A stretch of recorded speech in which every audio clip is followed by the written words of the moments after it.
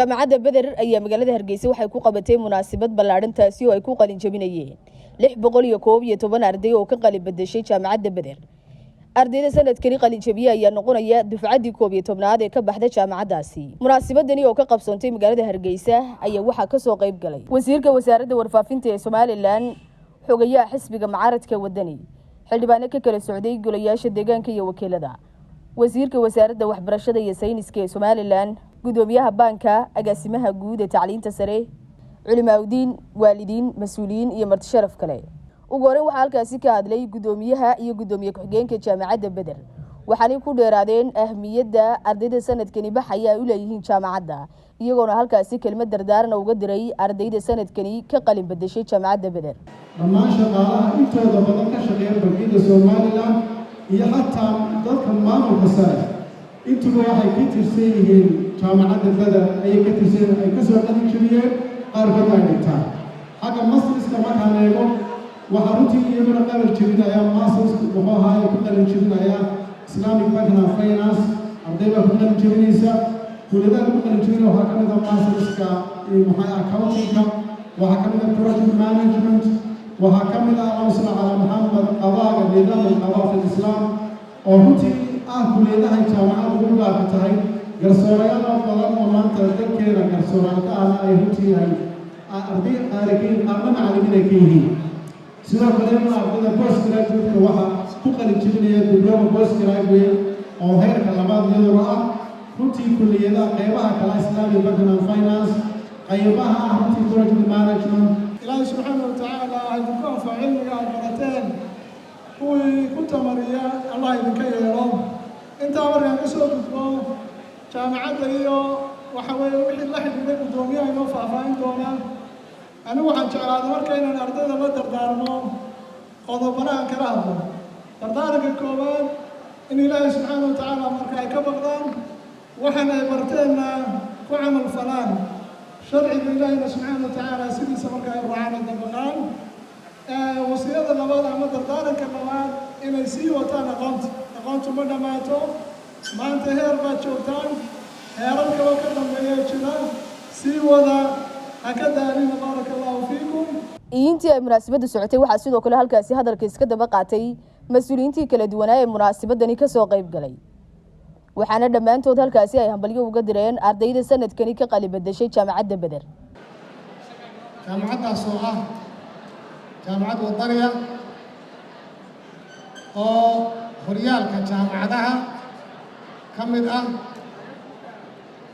boodhkeeduna ay yihiin boodh ka kooban dad culimo ah iyo aqoon-yahano runtii aqoon dheer u leh qaybaha kala duwan ee aqoonta. marka hore waxaan runtii ammaanayaa boodhka jaamacadda iyo maamulka jaamacadda oo si wanaagsan jaamacadda ilaa bilowgii ilaa maanta heerkay marayso maraaxil dheer la soo maray oo soo gaadhsiiyey mustawaha maanta aynu arkayno. dadaalkii iyo hoggaamintii wanaagsaneyd ay sameeyeen midhahay dhashay 611 qof oo inamiyo habla isugu jira ayaa maanta ka qalin jabinaya. waxaa la odhan karaa waa deeq ilaahay bixiye kuwii ugu qaalisanaa. meheradii aa hoggaamiseen 100% gudoomiyaha, ku-xigeenada, macallimiinta iyo dhammaan boodhka iyo jaamacadda waxaan idigu bogaadinayaa inaad hoggaamin wanaagsan aad soo hoggaamiseen jaamacaddii. heer wanaagsanna aad tiigsateen 100% waxaan leeyahay allah idigu sii asturo, halkaa ka sii wada. waxaan uga gudbi lahaa maanta halkan waxaa fadhiyaa tirada cadadka aan soo sheegay ee dhallinyarada qalin jabinaysa waalidkii ka dambeeyey eenay suurtagal noqoteen inay maanta halkan waxbarashadii ku soo gebagabeeyaan haddaanu waalidkood garab taagnayn. waxaan leeyahay 100% ilaahay ku mahadiya inuu idiin dhammaystiray tiirarkii ay ku dhisneed waxbarashadu. waxaan ka mid ahay waalidiinta loo qalin jabinayo. dhammaan ubadkayga qalin jabinayo waxaan kula dardaarmayaa aqoonta iyo cilmiga jaranjaradeedii koowaad baa hadda taagantihiin. waxaa la idiin dhiibay furihii cilmiga, qasnadii baa hor taagantihiin. ha noqonnina sidii ninkii odhan jiray ninkaa ina biyala joogay ee ooman baan ahay. cilmiga laydin xambaariyey ha ka haraadinee hoos u dhaadhaca. qiimayntii ay sameeyeen jaamacadda Beder inay wanka gashay oo ay jaamacadaha maanta waddankeena jira ay ugu mudan tahay. aad iyo aad baan ugu hambalyaynayaa markaa jaamacadda Beder inay tahay sida agaasimuu sheegay jaamacadda koowaad ee jaamacadaha waddanka ka jira.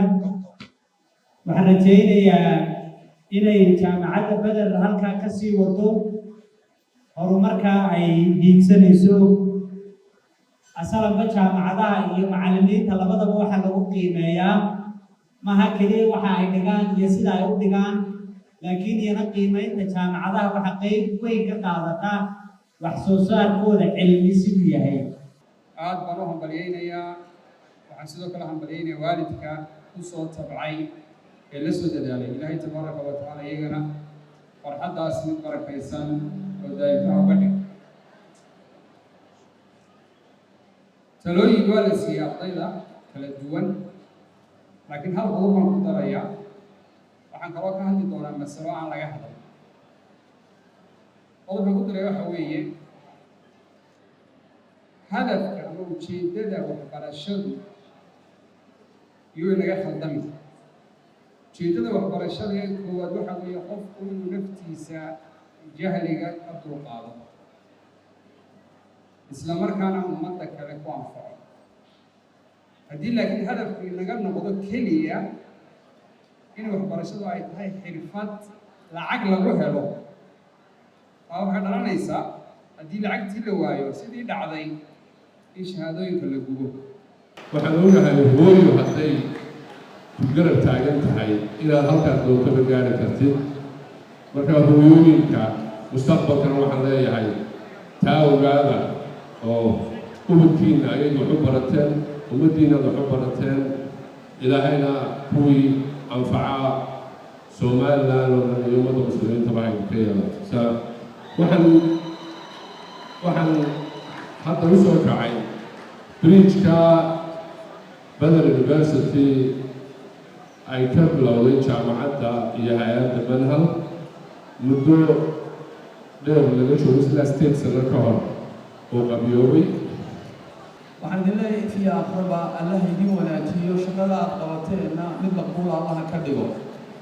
marka labaad, hal talo ayaan anigu idinku darayaa dhammaanteen, si gaarana ardayda. rajulun duu himmatin yuxyi bihi illaahu umma. qof qudha oo han leh ayaa ilaahay ummad ku badbaadiya. noqda qof waloo idinkeedii ka mid habliyayna maba inaad kuwa noqotaan. waxaan kusoo gabagabaynayaa anigu dee magacii culimada haddaan ku hadlayo ifii aakhiraba allah inoo wada wanaajiyo.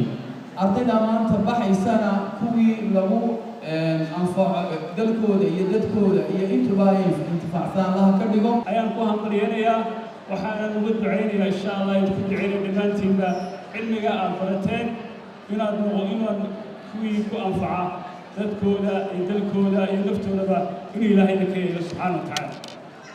runtii aad iyo aad baan ugu faraxsanahay inaan maanta ka soo qayb galo jaamacadda Beder oon anigu ahaa ardaydii ugu koowaad ee lagu furay jaamacada, isagoo maanta halkan uu fadhiyo macalinkaygii qaaliga ahaa cabdiqani Beder oo runtii aasaaska iyo bundhiga jaamacaddan isaga iyo raggii kaleba ay lahaayeen.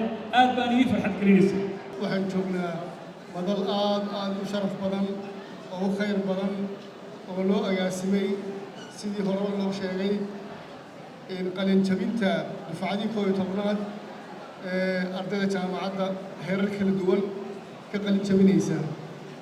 waxaan leenahay aad iyo aad baad u mahadsantihiin waqtigiina ay soo siiseen inaad kala qayb qaadataan ubadkiina iyo dhallinyaradiinna xafladdan iyo farxaddan maanta ay u fadhiyaan. ugu dambeyn waxaa munaasabada soo xidhay wasiirka wasaaradda waxbarashada iyo sayniska ee Somaliland Axmed Diriye Torno isagoo halkaasi kelmad dhiirigelin uga jeediyay ardayda sanadkani ka qalin jabiyay jaamacadda Badar. maanta waxaan halkan isugu dameynay u hambalyeeyno ardayda qalin jabinaysa oo aynu leenahay hambalyo ilaahay kaydooga dhigo cilmiga aad baratay dhabaanteen qaar naftiina iyo qoyskiina iyo qaranka iyo dunida baa ku anfacdaan